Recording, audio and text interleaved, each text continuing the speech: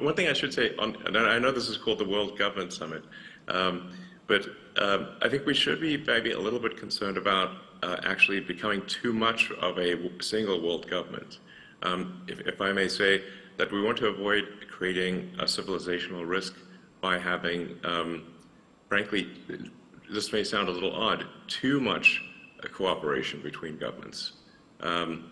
You know, if you look at, say, at history and the rise and fall of civilizations, that really all throughout history, civilizations have risen and fallen, but it hasn't meant the doom of humanity as a whole, because there've been all these separate civilizations that were separated by great distances. And so, you know, say like while Rome was falling,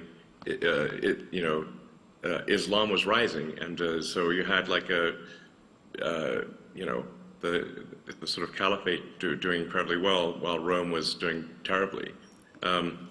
And that actually ended up being a source of preservation of knowledge and many scientific advancements.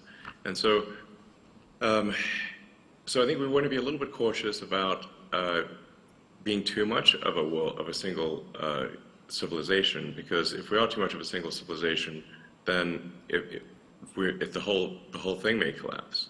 I'm obviously not suggesting war or anything like that, but I think we want to be a little bit wary of actually cooperating too much. It sounds a little odd, but we want to have some amount of civilizational diversity such that if something does go wrong with some part of civilization, that the whole thing doesn't collapse, and you know, humanity keeps moving forward.